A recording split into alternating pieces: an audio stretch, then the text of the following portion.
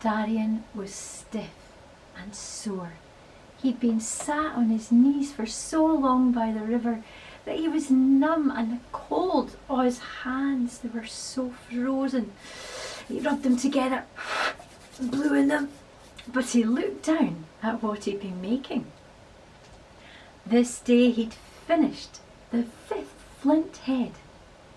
Along the bank there were fantastic stones that he had split open, and inside was the flint. And with his knapping tool he had managed to get out the flint and formed it into these fine flint arrowheads that they would use to hunt. And his father was so proud of what he'd done. He'd only said last night, "Darian, when we start moving again, I'm sure there's going to be people who will really want to buy these. You'll be able to exchange them for..." "What else could I get, Father?" "Well, I don't know. Maybe you'd like a knife, or maybe we'd find some really good skins." "Yeah, Father, that would be fantastic." So he put these things into his little salmon skin bag, and just as he stood up, he heard a cry. It was Selah, his sister. "Darian!" she said. She came over the brow of the bank, and there was Father behind, and on his pole he had 5 fish. "Oh, Father, fish! You've caught fish!" "Yes, they're on the move again, son."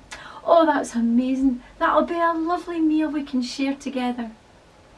Darian and his family were with 3 other families, and they travelled together up and down the land. And they were very close. They each had made their own huts, simply out of twigs and branches, and plastered it together with mud. They were cosy enough, but this one, it was getting a wee bit worn, and Darian would be glad to move. But Selah was jumping up and down. "What did you make today? What did you make today?" And with her bright brown eyes, she looked in Darian's bag, and she took out the flint head. "Darian, that's got to be the best yet. I'm so proud of you." She was so young, yet so full of enthusiasm. She bounced back up the bank.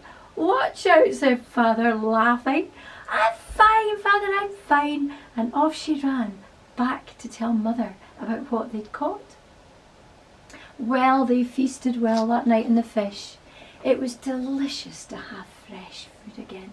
They'd been eating dried food for some time, and they'd almost run out of all of that. The animals had been scarce this last while, so it was with full, satisfied bellies they went to sleep. And Father said, "You know, the ice is melting, the river's rising. I think we need to move in the next couple of days.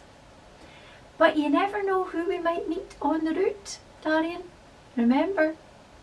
"Yes," said Darian. He was so excited. But it was 2 days later, and Darian was cutting wood. Now, stone axes are not the greatest thing. They blunt so quickly, and he didn't know how many times he'd had to sharpen this axe. And he was just hefting it up to do another huge crack on the wood that he got, when he heard a shout. It came from the river, and he went up to the top of the hill and he looked down. The water was flowing much faster than it had, but what was his surprise to see a wee boat on the river. Now, you might not call it a boat. It was more round and made of skins. It's called a coracle. And Darian, well, he rushed, he left his axe, he left everything, and he rushed down, calling behind him, "Quick, quick, there's somebody in the water." And this man was struggling. He had a paddle, and he was paddling as hard as he could against the flow of the water, but it was rushing, and he kept getting pushed back by the rapids. The whole of the community came rushing over the brow of the hill and down towards the bank, and there on the shingly beach they all started to throw their heather ropes, which had a big stone at the end, and one managed to hit the side of the boat, and the man grasped, he put down his paddle and he grasped the stone with all his might, and everybody grasped the heather rope, a very, very strong rope, and they hauled until that coracle was pulled up onto the shingle beach. The man just sat there for a while, exhausted, and everybody flopped down. Welcome, said Darian's father. Thank you, said the man, raising his eyes with a smile. I couldn't have got to the bank without you. Well, once they'd all got their breath back, the man climbed out of his wee coracle and they hauled it safely up onto the grass bank. And inside the coracle, it was full of water, but there was also a skin bag. And Darian was just away to lift it out to help the man. The man said, "No, it's fine, son, thank you, I'll take it." "Oh," said Darian, and he stood back respectfully, and the man lifted up, which was obviously a heavy sack, and he put it over his back. "That's fine." "Oh, well, come," said father, and he led the family and everybody back up the hill and over to where their simple dwellings were.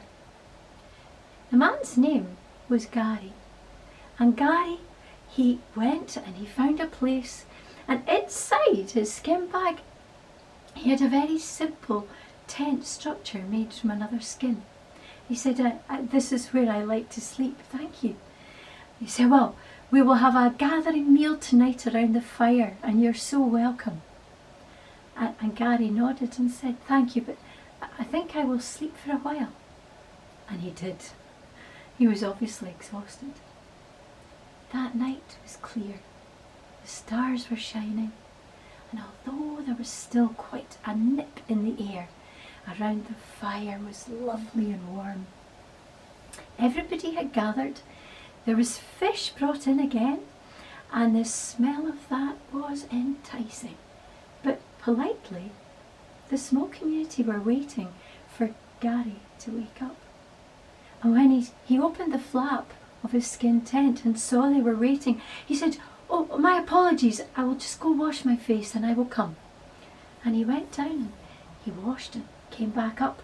His beard was dripping with water. And he came and sat beside Darian, who'd made a space beside him. And they ate well. Oh, and everybody was talking. They didn't focus on Gary at all because they knew he must be starving. And he was. Somebody had made flatbread, and there was roots to eat. And there was greens. The first greens were coming. What a wonderful meal. But when everybody had eaten and finished, their eyes began to turn to Gary. And he said, "You've maybe wondered why I've come? Well, let me go and get my skin bag."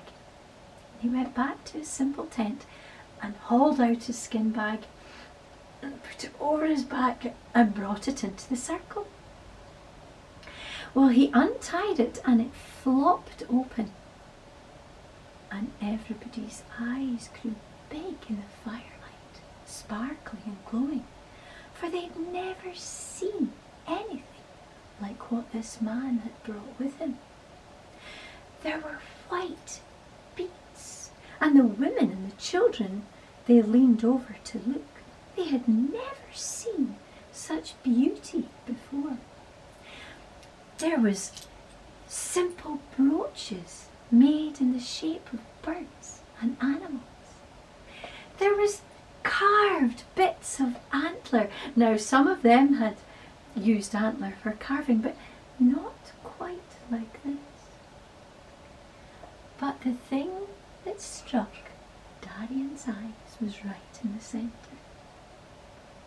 It was a heavy-looking stone. And he was looking at it with hunger in his eyes. And Gary, he saw what Darian was looking at. He said, "Pick it up, have a look." So Darian did. And it was so smooth and heavy. "This is a lightning stone, Darian." "A lightning stone?" "Yes. when there has been a thunderstorm, if you look in the right places, you might find a stone like this. Look at the other side. It was rippling like water. See, it has been struck by the lightning. Nothing else could have formed this type of pattern on the stone, for it is so strong. Did you carve this? Oh yes, it took months. But this is very good as a hammer. Oh, I've never seen anything like it. I said, I would love to have this. Oh, I don't think you can afford it, Darian. This will cost you a lot. But I have a lot, said Darian. And he picked up his salmon skin bag and he took out his tools. And Gary was watching, intrigued. And then he brought out his best arrowhead and he showed it to Gary. Gary's eyes grew big. May I touch? Of course, said Darian. And Gary took it in his hands and he looked at it closely in the firelight. This is very, very good work, Darian. Thank you, said Darian. I do not think I could have carved this out of flint. Oh, I have 4 more. 4 more! Well, I think that we have a bargain, son. I will take your 5 flint heads for this stone. And Darian was just away to say yes, when a little voice over his shoulder piped up and went, No, no, Gary, that's not quite what you're going to give in exchange. For the 5 arrowheads, you need to give this stone and this necklace. Oh, said Gary, turning to Sari. So, you want the necklace? Yes, and I think that's a fair exchange. Well, said Gary, I think so too. You may have the necklace, Sari.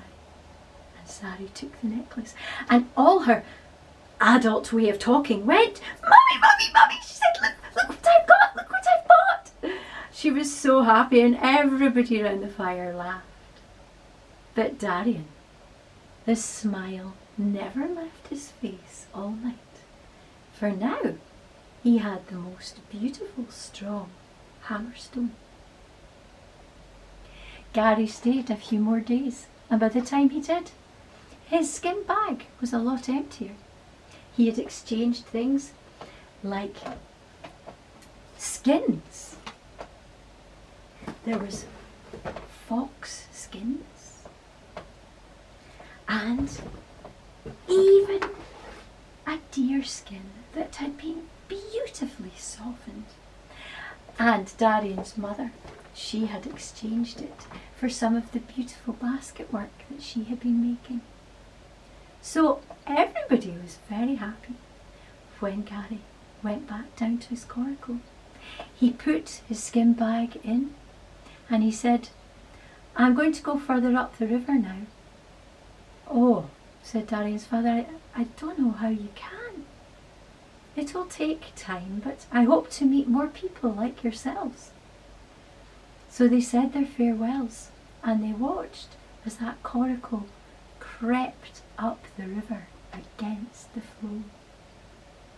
But you know, Darian never forgot Gary, and whenever he used his hammerhead, he would remember that night when he'd exchanged his 5 arrowheads for something he regarded as far more precious.